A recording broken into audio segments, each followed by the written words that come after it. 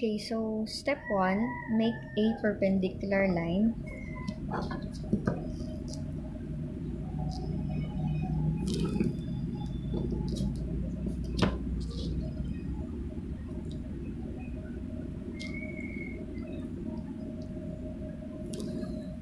And mark the corner as point 1 or point A.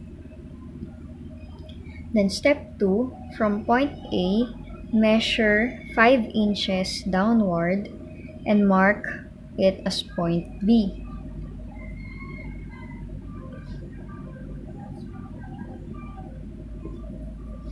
Then step 3, from point A, measure 4 1/2 inches sideward and mark it as point C.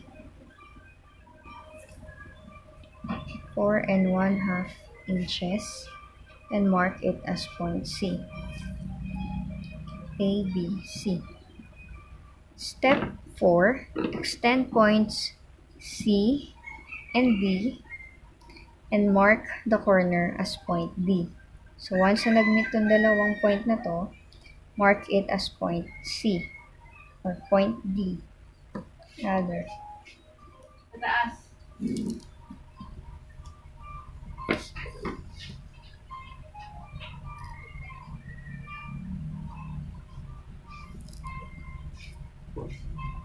So check natin kung same measurement sila, 5 inches, 4 1/2. So sakto, no? Mark it as point D. Step 5, from point A, measure 1 inch downward and mark it as point E. So measure tayo, 1 inch, mark it as point E. Step 6, from point B, measure 1 inch upward and mark it as point F.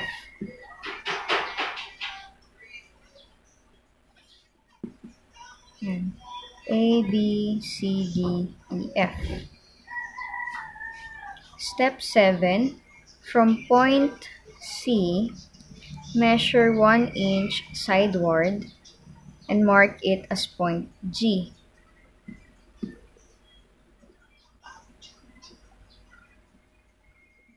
And 1 inch and mark it as point G. Okay. Next step,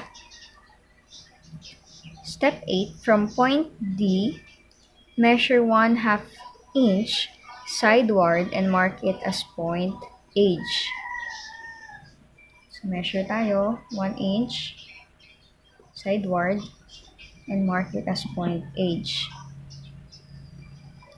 Next step, step 9, connect E and G and connect F and H. Again, E and G, F and H.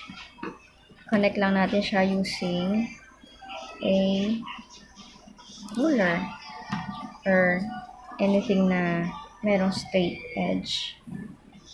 And after that, step 10 na tayo. From point C, measure 2 inches downward and mark it as point I. Again, from point C, we will measure 2 inches downward and mark it as point I. Okay. Then, next step, step 11, shape point G to I and I to H. Again, shape G or point G to I to H. So, ano yung mga possible na pwede natin gawin? Pwedeng freehand, kagaya nito. Freehand lang, di ba? Connect mo lang yung mga points. Kung nahihirapan ka, you can use French curve o kaya naman anything na may pagka-curve. Tapos, i-connect mo lang yung mga points. Then, step 12, from point G, measure 1 1/2 inches sideward and mark it as point J. So, magme-measure tayo ng 1 1/2. Tapos, we will mark it as point J. Yan. Then, from point J, we will measure 1/2 inch downward and mark it as point K. Yan. Then, yan, mark it as point K. Then, yung last step natin is, i-shape natin to from point E to K, tapos G to K. Shape nila siyang ganyan. Para saan? Para, since ito yung sa nose nyo, hindi natin mabablock yung sa ilalim ng mata nyo. Kasi pagka masyadong straight, minsan nabablock na yung sa mata natin, no? And, ika-cut na natin siya.